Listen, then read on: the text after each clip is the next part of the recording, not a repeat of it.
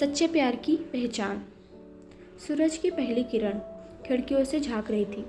कमरे में हल्की हल्की रोशनी फैल रही थी। नीलम की आंखें खुली तो उसकी नज़र बिस्तर के उस खाली हिस्से पर गया जहां उसके पति अमित को होना चाहिए था। उसने धीरे से करवट बदला और देखा कि अमित बालकनी में खड़े थे, चाय का प्याली हाथ में लिए हुए। नीलम को यह देखकर आश्चर्य नहीं हुआ। पिछले कुछ महीनों में अमित अक्सर यूं ही अकेले बैठे रहते थे, खोए खोए से। पहले जो मुस्कान उनके चेहरे से कभी हटती नहीं थी, अब वह शायद कहीं खो गई थी।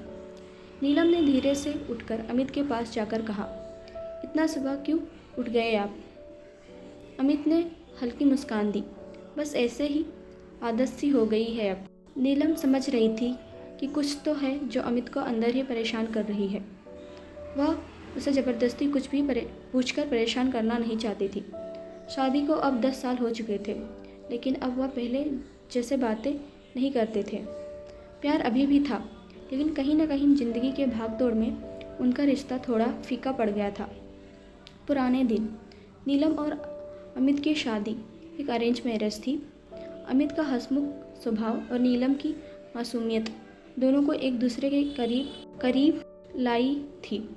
शादी के शुरुआत साली बहुत खूबसूरत थे। दोनों हर छोटी छोटी चीज़ों में खुशियाँ ढूंढ लेते थे, लेकिन धीरे धीरे जिम्मेदारी का बोझ बढ़ता गया। नौकरी, घर, समाज, इन सब के बीच वे दोनों कहीं खो गए थे।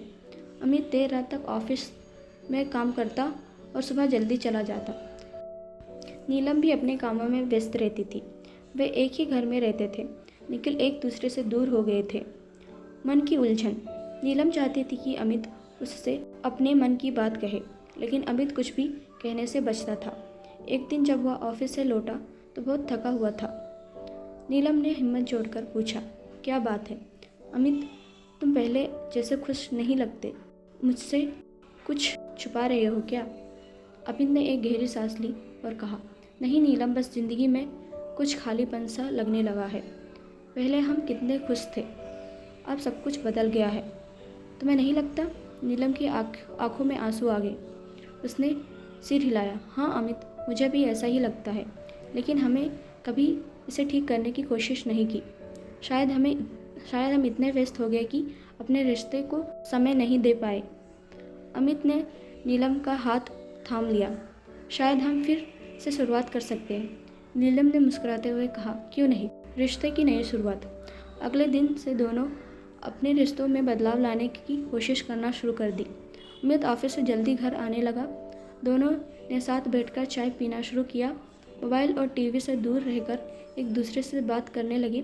अमित ने फिर से नीलम के लिए छोटी छोटी चीज़ें करना शुरू कर दी, जैसे उसके पसंदीदा गुलाब लाकर देना, बिना कहे उसकी पसंदीदा मिठाई लाना। नीलम ने भी कोशिश की कि अमित को उसका खोया हुआ सुकून वापस मिले। एक दिन अमित ने नीलम से कहा, हम इतने सालों से एक साथ रहते हैं, लेकिन शायद हमने एक दूसरे को हल्के में लेना शुरू कर दिया था। मैं चाहता हूँ कि हम फिर से वैसे ही बन जाए जैसे शादी के शुरुआती दिनों में थे। नीलम ने सिर हिलाते हुए कहा, हाँ अमित, प्यार को बनाए रखने के लिए सिर्फ प्यार करना ही काफ़ी नहीं होता, उसे संजोकर भी रखना पड़ता है। खुशियों की वापसी धीरे धीरे उनके रिश्ते फिर से मजबूत होने लगे। अब छोटी छोटी चीज़ों में खुशियाँ ढूंढने लगे। एक शाम दोनों छत पर बैठे थे, चाय की चुस्कियाँ ले रहे थे। अचानक नीलम ने अमित से पूछा, अगर मैं कभी तुम्हें छोड़कर चली जाऊँ तो? अमित ने उसका हाथ पकड़कर कहा, तो मैं तुम्हें ढूंढकर वापस ले आऊँगा। नीलम हंस पड़ी और बोली, और अगर मैं खुद ही वापस आ जाऊँ? अमित ने मुस्कुराते हुए कहा, तो मैं तुम्हें कभी जाने नहीं दूँगा। नीलम की आंखों में खुशी के आंसू आ गए। उन्होंने एक दूसरे को कसकर गले लगा लिया। उनका प्यार पहले जैसे ही था, बस उसे दोबारा जगाने की ज़रूरत थी। प्यार कभी भी ख़त्म नहीं होता, बस उसे समय समय पर संवारना पड़ता है। इससे हमें क्या सीख मिलती है? इससे हमें यही सीख मिलती है कि रिश्तों में प्यार बनाए रखने के लिए सिर्फ भावनाएं ही काफ़ी नहीं होती। समय, समझ और छोटी छोटी खुशियों का महत्व भी उतना ही ज़रूरत होता है। सच्चा प्यार वही होता है जो वक्त के साथ और मजबूत हो जाए। प्लीज़ मेरे चैनल को लाइक, शेयर एंड सब्सक्राइब करें। Thank you so much for watching.